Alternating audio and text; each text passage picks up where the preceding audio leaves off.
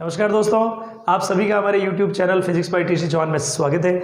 आप लगातार ब्रह्मास्त्र सीरीज के अंदर जो नए टॉपिक्स हम डिस्कस कर रहे हैं आने वाले एक्स ग्रुप एग्जाम के लिए, वो आपके लिए बेनिफिशियल होते जा रहे हैं और बहुत अच्छा आपका रिस्पांस आ रहा है।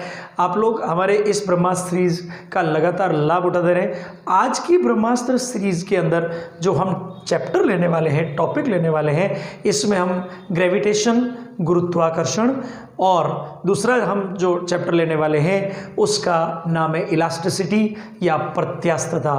तो ये दो चैप्टर हम लेंगे, ग्रेविटेशन एंड इलास्टिसिटी, गुरुत्वाकर्षण तथा प्रत्यास्थता। आइए इनके ऊपर आने वाले क्वेश्चंस के बारे में डिस्कस करेंगे।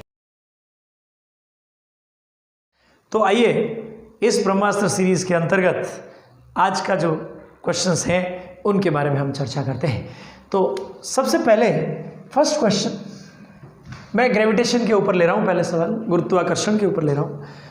देखिए, गुरुत्वाकर्षण में लॉजिकल क्वेश्चंस भी आते हैं, न्यूमेरिकल भी आते हैं, दोनों तरह के सवाल आते हैं। तो आप देखिए, पहला क्वेश्चन हम लेते हैं, गुरुत्व बल कार्य करता है ए सभी स्थानों पर, बी केवल पृथ्वी पर, सी केवल सूर्य पर, डी उपरोक्त में से कोई नहीं। ये सीधा कंसेप्चुअल क्वेश्चन लिया कि ग्रेविटेशन काम करता है। तो यहां पर अगर हम देखें गुरुत्वाकर्षण कहां वर्क करता है, तो इसमें कंसेप्चुअली देखें तो ये जब हम इसकी वर्किंग की बात करते हैं, इसकी वर्किंग में हम कहते हैं universal law. Gravitation force works at all places, at earth only, at sun only and none above.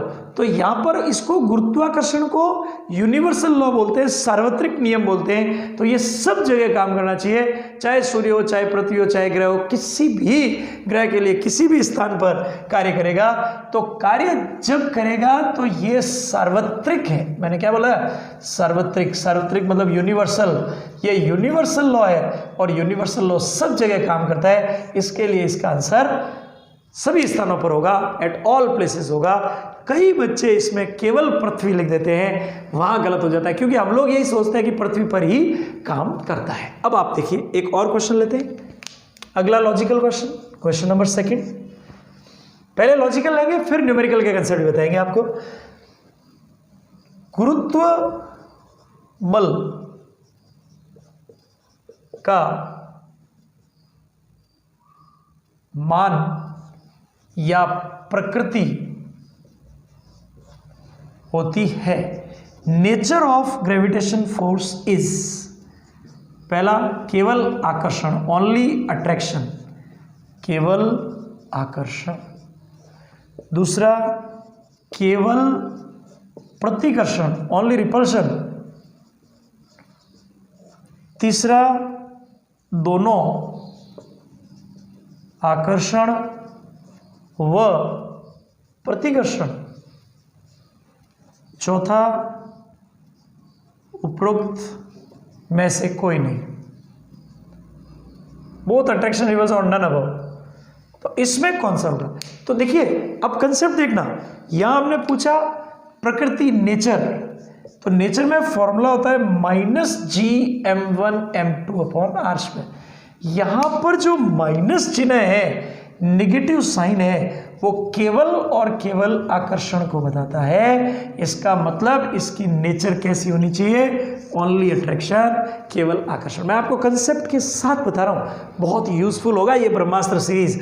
ठीक है, तो ये इसका कंसेप्ट हो गया, केवल इस प्रकृति का होगा। अब देखो, न्यूमेरिकल भी, एयरफोर्स में न्यूमेरिकल कोई लंबे सॉल्यूशन के नहीं आते, कंसेप्चुअल आते हैं। अब मैं न्यूमेरिकल की तरफ जाता हूं। देखिए क्वेश्चन नंबर थर्ड, यदि पिंडों की दूरी 4 गुनी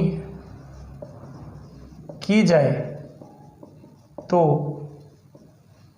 गुरुत्व बल होगा A 4F B F/4, C 16F, D F/16। अब इसका क्या कह रहा है कि if distance between two objects is increase by 4 times what will be gravitation force. कितने गुना, फर्स्ट 4 टाइम्स, सेकंड 1/4, 16 टाइम्स, 1/16। कैसे, देखो कंसेप्ट क्या कहता है, F इज इक्वल होता है -Gm1m2/r²। r² होता है, तो यहां पर r जो डिस्टेंस है वो 4 टाइम्स कर दी। 4 टाइम्स करते ही F डैश जो होगा -Gm1m2 यहाँ 4r का स्क्वायर हो जाएगा।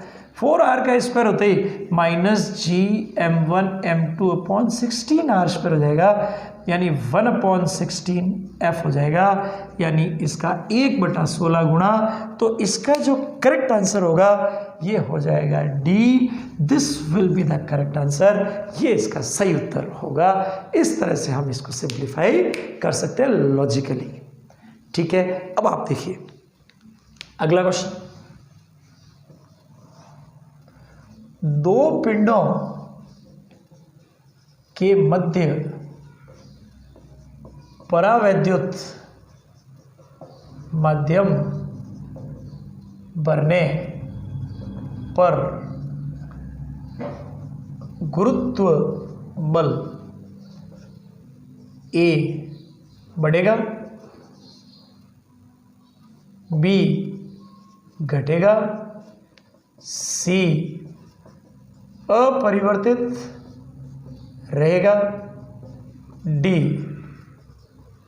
उपरोक्त में से कोई नहीं।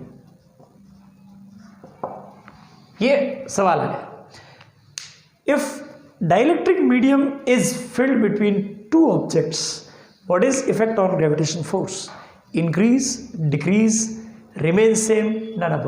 देखिए माध्यम का गुरुत्व बल पर कोई प्रभाव नहीं पड़ता। यहाँ विद्युत बल होता है ना तो घट जाता है, ध्यान रखिएगा, लेकिन गुरुत्व बल पर माध्यम का कोई प्रभाव नहीं पड़ता, इसलिए ये अपरिवर्तित रहेगा। It will remain unchange, it will not change at all, ये पूरी तरह अपरिवर्तित होगा। तो ये कंसेप्ट है इसका, दो पिंडों के बीच में परावैद्युत माध्यम बनने पर, यानी माध्यम का कोई प्रभाव नहीं पड़ता।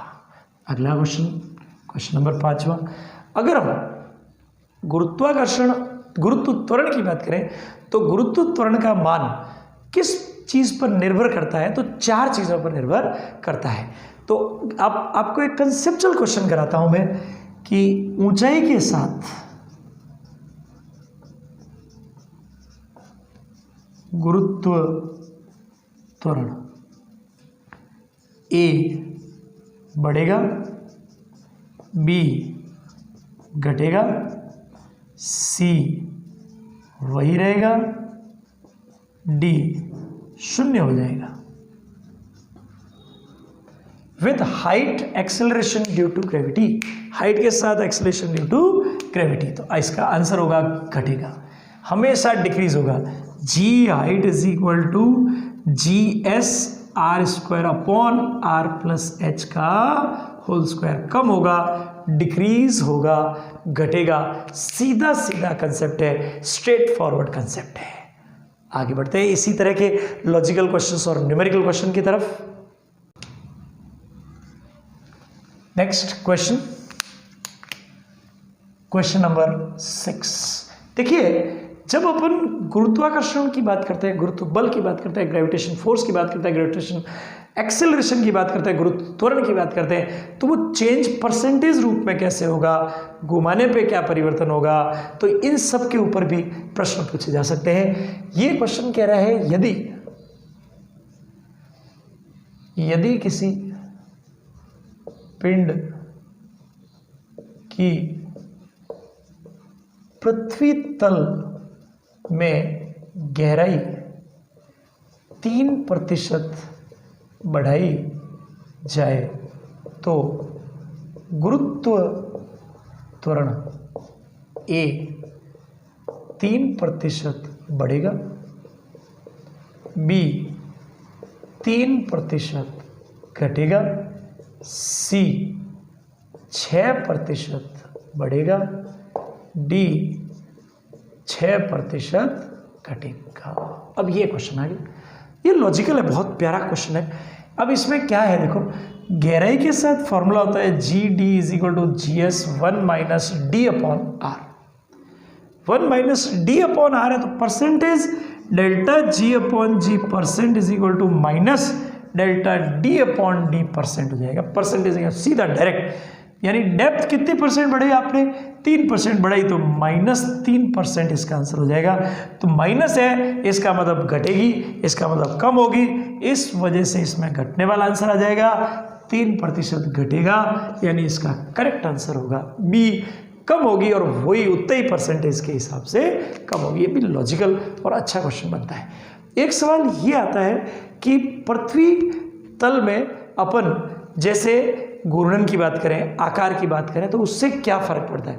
तो देखिए, जब कोई भी चीज़ घूमती है तो इसमें गुरुत्व त्वरण का मान घटता है। जब अपन आकार की बात करें तो ध्रुवों पर गुरुत्व त्वरण सबसे अधिक और विषुवत रेखा पर सबसे कम होता है, क्योंकि त्रिज्या के व्युत्क्रमानुपाती होती है। लॉजिकल बन सकते हैं कि कहाँ पर अधिक होगा, कहाँ पर, तो ध्रुवों पे ज़्यादा होता है, पोल्स पे एक्सेलरेशन ड्यू टू ग्रेविटी ज़्यादा होता है और इक्वेटर पे कम होता है, ध्रुवों पे अधिक होता है और विषुवत रेखा पर, भूमध्य रेखा पर कम होता है। ये जरूर आप याद रखना, ये भी कंसेप्चुअली है। फिर देखिए अगला क्वेश्चन, क्वेश्चन नंबर 7वां। यदि किसी पिंड को पृथ्वी की त्रिज्या के बराबर ऊंचाई तक ऊपर उठाया जाए तो गुरुत्व त्वरण होगा। If any object is raised up to height equal to radius of earth, what is acceleration due to gravity? तो g हाइट की वजह से हमने बताया आपको GS 1 minus GS into R square upon R plus H का whole square, ये बताया। अब यहाँ h आप किसके बराबर रखोगे, पृथ्वी की त्रिज्या के बराबर, equal to radius of earth, तो GS into R square upon R plus R का होल स्क्वायर, तो R प्लस R 2R हो गया, तो ये GS अपॉन 4 आ गया। तो हाइट पे 1/4 हो जाएगा, 1/4 हो जाएगा, गुरुत्व त्वरण 1/4 हो जाएगा। गुरुत्व त्वरण का जनरल अपन 9.8 लेते हैं, तो ये 1/4 हो जाएगा 9.8 का। कुछ कंसेप्चुअल क्वेश्चन ऐसे भी आते हैं। प्रश्न नंबर 8वां, एक पिंड जो ठोस है उसमें केंद्र से दूरी के साथ गुरुत्व क्षेत्र की तीव्रता A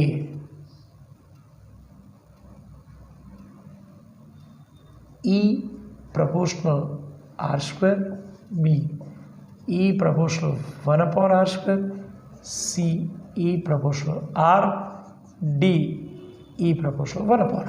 अब ये क्वेश्चन है, तो ठोस पिंड है उसमें गुरुत्व क्षेत्र की तीव्रता का क्या होगा। तो ये आपके पास कोई सॉलिड है, ठोस पिंड है, अगर हम केंद्र से जाएं, ये त्रिज्या R है, स्मॉल r है, अंदर की तरफ पूछा है, तो अंदर ध्यान रखना इसका सूत्र होता है -GM small r upon capital R cube, ये फॉर्मूला है। तो इसमें साफ साफ पता चल रहा है E प्रोपोर्शनल R, तो इसमें समानुपाती रूप से होगा। तो ऐसे क्वेश्चन में आपको फॉर्मूले याद होने चाहिए। ये डायरेक्ट फॉर्मूला बेस्ड क्वेश्चन है, अंदर अंदर समानुपाती हो, बाहर होता तो वर्ग के व्युत्क्रमानुपाती हो। कई बच्चे इसको कर देते हैं E प्रोपोर्शनल 1/R स्क्वायर, वो आंसर नहीं होगा, E प्रोपोर्शनल R होगा, क्योंकि आप देखिए ये E और ये स्मॉल r आपस में समानुपाती है, डायरेक्टली प्रोपोर्शनल है, तो इस वजह से इसका रिजल्ट ये होगा, डायरेक्टली प्रोपोर्शनल का रिजल्ट होगा। फिर देखिए अगला क्वेश्चन, पलायन वेग का मान पृथ्वी तल पर क्या होगा। तो याद रखिएगा 11.2 किलोमीटर प्रति सेकेंड, ये पलायन वेग का मान होगा। डायरेक्ट पूछा जाता है, ये दो पूछे जाते हैं, कक्षीय वेग और एक पलायन वेग। क्वेश्चन नंबर 10, किसी उपग्रह का कक्षीय वेग, ये एस्केप वेलोसिटी ऑन अर्थ है, कक्षीय वेग कम ऊंचाई पर, ऊंचाई कम हो तो कम ऊंचाई पर क्या होगा? What is orbital velocity of satellite? तो कक्षीय वेग v ऑर्बिटल जो होगा वो होगा 8 किलोमीटर प्रति सेकेंड।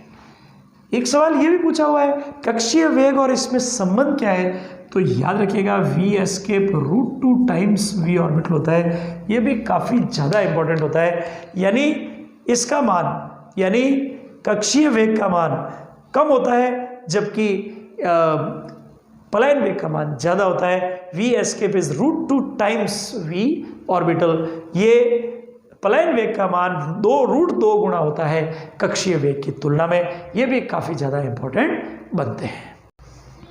अगला क्वेश्चन देखिए अपनी इसी सीरीज के अंदर, क्वेश्चन नंबर 11।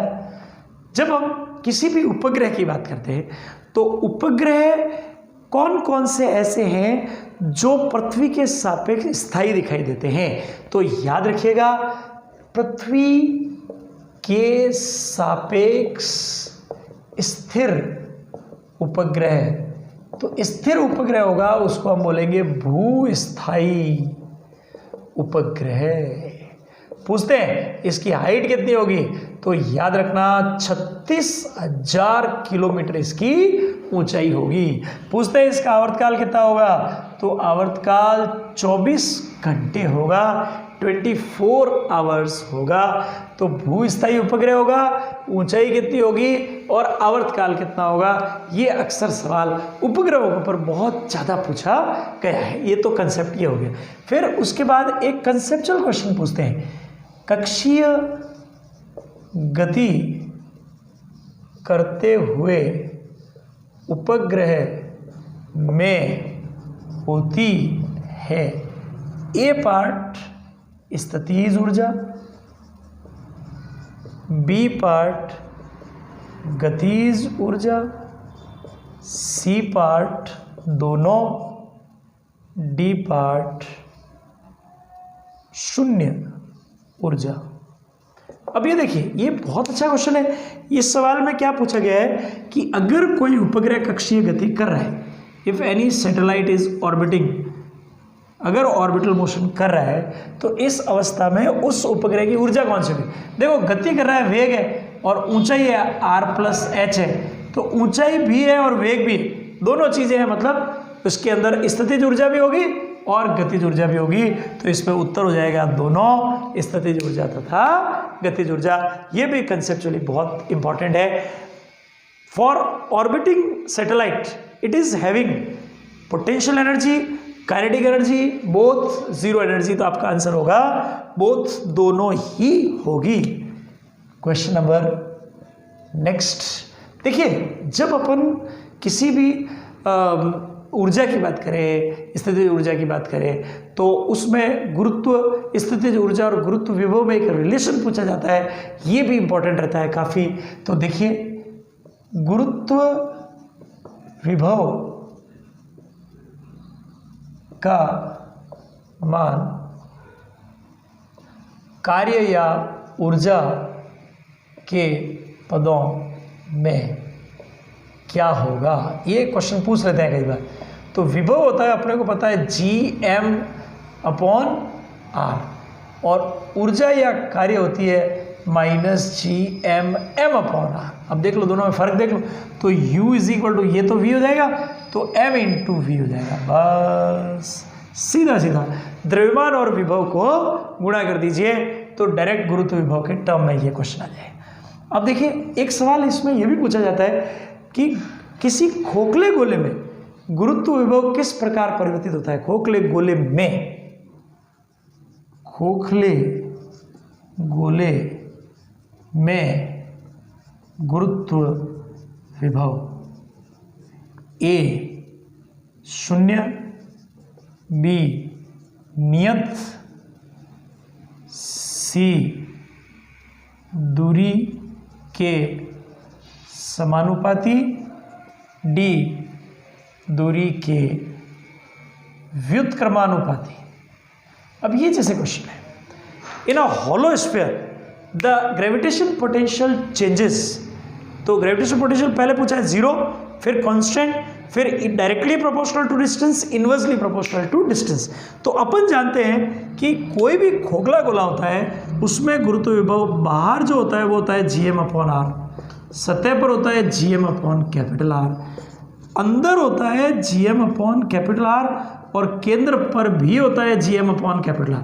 तो आप कंसेप्ट देखिए, यहाँ क्या पूछा है, खोखले गोले में अंदर। तो अंदर देखो, एक तो सतह वाला अंदर और सेंटर में सब सेम के सेम है। इसका मतलब जब हम अंदर की बात करें तो कांस्टेंट रहेगा, यानी नियत रहेगा। इसका आंसर बी होगा, करेक्ट आंसर इसका बी होगा। इस प्रकार के लॉजिकल क्वेश्चन बन सकते हैं। अब अगला देखिए, नेक्स्ट क्वेश्चन। एक समबाहु त्रिभुज के प्रत्येक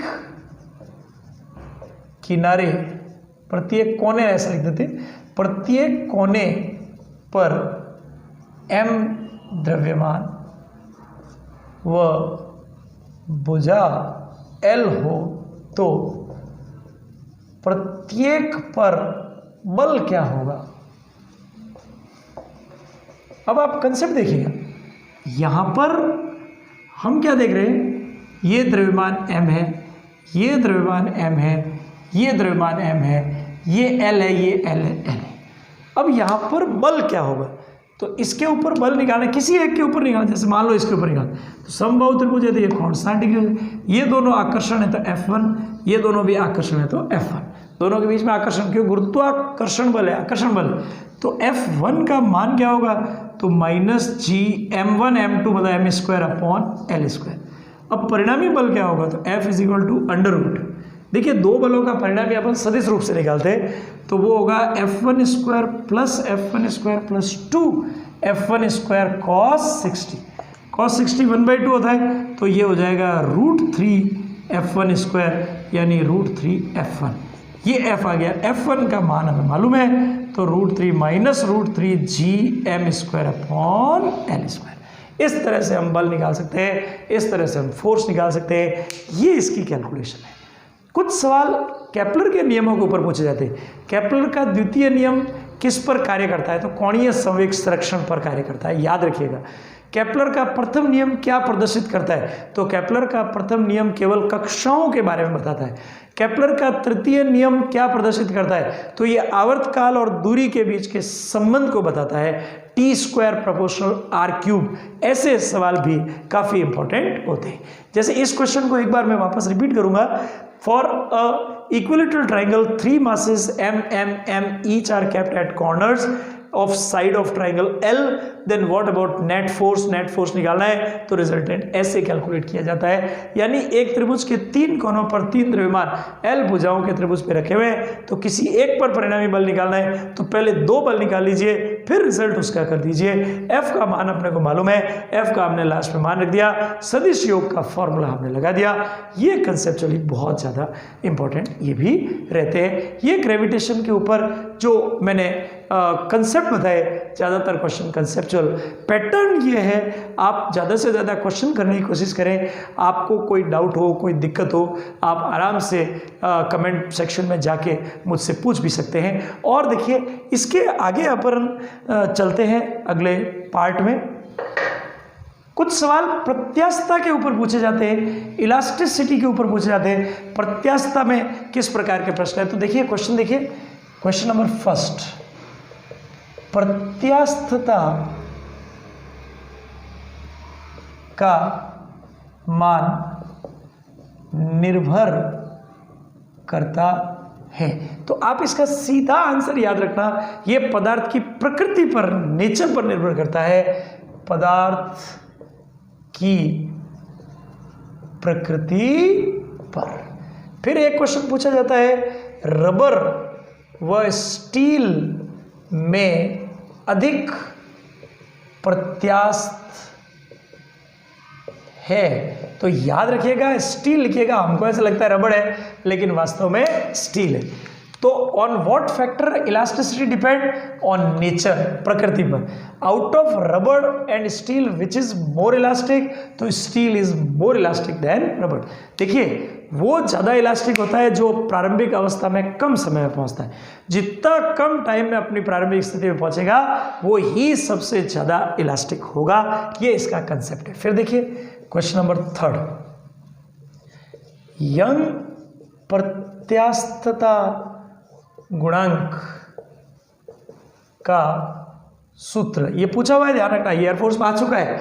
यंग प्रत्यास्थता गुणांक का फॉर्मूला तो y is equal to mgl upon pi R square delta L. ये याद रखिएगा, डायरेक्ट फॉर्मूला पूछा हुआ है कि यंग प्रत्यास्थता गुणांक का सही सूत्र क्या है। ये है एक क्वेश्चन और एयरफोर्स नेवी में आया हुआ है।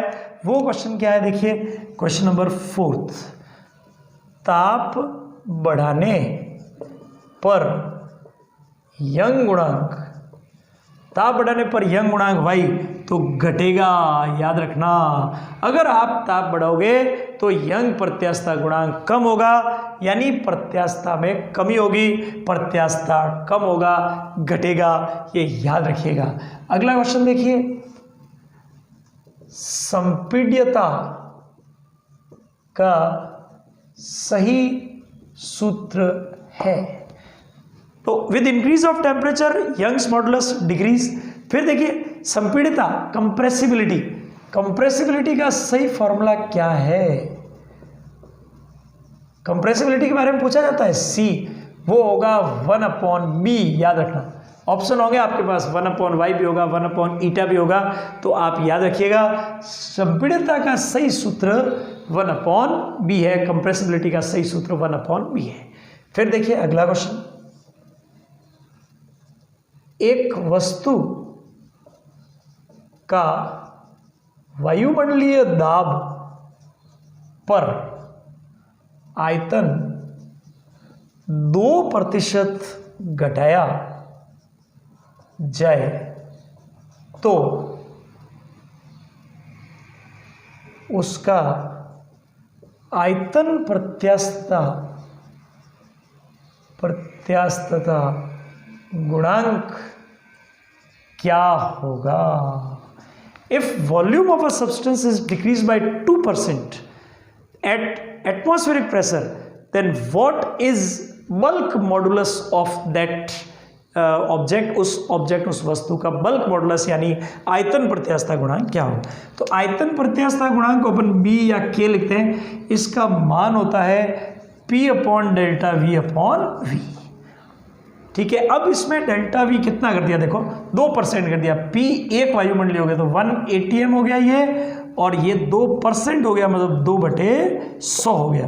एक ATM जो होता है वो होता है 1.013 इंटू 10⁵ अपॉन 2 इंटू 100 हो गया, यानी 0.506 इंटू 10⁷ पास्कल, यूनिट इसकी पास्कल होती है। तो ये इसका, तो न्यूमेरिकल भी आते हैं तो लॉजिकल आते हैं।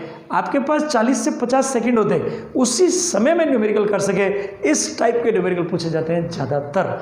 तो आप जरूर याद रखिएगा, कंसेप्ट जरूर याद रखिएगा। अगला क्वेश्चन,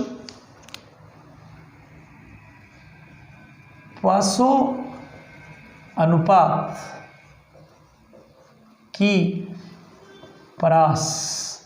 तो इसमें दो क्वेश्चन बनते हैं, पॉइजन्स रेशियो कहते हैं, what is range of Poisson's ratio, Poisson अनुपात की परास। तो दो क्वेश्चन बनते हैं, सिग्मा की रेंज -1 से 1/2 या फिर 0 से 1/2। 1/2 को अपन 0.5 में लिखते हैं, यहाँ तक होती है। तो ये तो होती है थ्योरेटिकल मतलब सैद्धांतिक,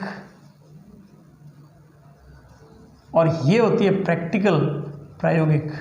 तो अगर हम प्रैक्टिकल पूछे तो ये देना, थ्योरेटिकल पूछे तो ये देना, ये भी क्वेश्चन पूछ सकते हैं। काफ़ी ज़्यादा इंपॉर्टेंट बनता है पॉइजन्स रेशियो के ऊपर, पासो अनुपात के ऊपर भी अच्छा क्वेश्चन इसमें बनता है। फिर देखिए क्वेश्चन नंबर 8, एक 10 सेंटीमीटर लंबे तार को खींचकर 10.2 सेंटीमीटर कर दिया जाए तो यंग प्रत्यास्थता गुणांक, if a 10 centimeter long wire is stretched to 10.2 centimetre तो यंग मॉडुलस क्या होगा? ए बढ़ेगा, बी घटेगा, सी अपरिवर्तित, डी उपरोक्त में से कोई नहीं। इंक्रीज, डिक्रीज, रिमेन सेम और तो आप ध्यान रखिएगा, किसी तार को खींचें वापस बनाए कोई फर्क नहीं पड़ता, अपरिवर्तित रहेगा। There is no change, unchanged होगा, अपरिवर्तित रहेगा, क्योंकि तार की प्रकृति आप चेंज नहीं कर सकते, तार जो है वही रहेगा, इसलिए ये 101% अपरिवर्तित रहेगा। ऐसे क्वेश्चन पूछे जाते हैं। कुछ प्रश्न ऐसे भी पूछे जाते हैं, जैसे एक सवाल ऐसा पूछा जाता है कि अगर अपन कंसेप्चुअली देखें तो कोई भी चीज़ होती है जो प्रत्यास्थता के आधार पर उसको अपन को सेलेक्ट करना होता है। तो जैसे रेल की पटरी है, उसको आई आकार का बनाया जाता है, तो रेल की पटरी, रेलवे ट्रैक और या फिर रेल की पटरी या फिर आई आकार का गर्डर बनाते हैं। गर्डर का आकार, तो गर्डर का आकार जो होता है वो आई आकार का होता है, क्योंकि गहराई देने के कारण अवनमन कम से कम होता है। अवनमन जो डेल्टा होता है वो 1/d³ होता है, तो जितनी गहराई ज़्यादा होगी अवनमन उतना ही कम होगा। तो याद रखना, रेल की पटरी या गर्डर का आकार आई आकार का इसलिए बनाया जाता है। एक क्वेश्चन ये भी पूछा जाता है, खोखले पाइप अधिक प्रत्यास्थ होते हैं। देखो, खोखले पाइप जो होते हैं उनकी प्रत्यास्थता अधिक होने के कारण उनकी ड्यूरेबिलिटी ज़्यादा होती है, तो वो भी काफ़ी ज़्यादा इंपॉर्टेंट है। इसमें भी अवनमन डेल्टा जो होता है 1/r⁴ के बराबर होता है, तो बहुत ही कम अवनमन होगा। इस वजह से हम खोखले पाइपों का ज़्यादा यूज़ करते हैं, ज़्यादा उपयोग करते हैं। प्रत्यास्थता और गुरुत्वाकर्षण ये दोनों चैप्टर्स अपनी दृष्टि से बहुत ज़बरदस्त महत्वपूर्ण है, बहुत ज़्यादा इंपॉर्टेंट है। आप इनके ऊपर फोकस करें, इनका पूरा लाभ लें और बहुत ईजी और एकाध क्वेश्चन हर दोनों चैप्टर में से आने की संभावनाएं बहुत ज़्यादा रहती है। जब आप इन दोनों चैप्टर को फोकस करें तो इनके ऊपर एक एक कंसेप्ट को पढ़ें, अंदर के डीप कंसेप्ट ज़्यादा आते हैं, लंबे न्यूमेरिकल नहीं आते। न्यूमेरिकल आते हैं, ऐसा नहीं है कि नहीं आते, लेकिन लंबे नहीं आते। शॉर्ट न्यूमेरिकल ज़्यादा चांस होते हैं पूछे जाने के लिए, ये बहुत ज़्यादा इंपॉर्टेंट होगा। अब इस तरह से हम आगे के चैप्टर्स के भी ब्रह्मास्त्र सीरीज आपके लिए लगातार लाते रहेंगे और आपकी एग्ज़ाम की तैयारी में हम जितना हो सकेगा उतना सहयोगी साबित होंगे। आप हमारे चैनल को लगातार सब्सक्राइब करें और लगातार इसका लाभ लेते रहें। आज की ब्रह्मास्त्र सीरीज में हमने ये सब चीज़ें पढ़ी जिनके अंदर गुरुत्वाकर्षण और प्रत्यास्थता के बारे में पढ़ा। अगले सीरीज में आगे के चैप्टर्स लेंगे। तो ये था आज की ब्रह्मास्त्र सीरीज में गुरुत्वाकर्षण, ग्रेविटेशन और प्रत्यास्थता, इलास्टिसिटी के ऊपर आने वाले इंपॉर्टेंट क्वेश्चन। आप हमारे YouTube चैनल को शेयर करें, लाइक करें, सब्सक्राइब करें और इस ब्रह्मास्त्र सीरीज का पूरा लाभ लें। थैंक यू, धन्यवाद।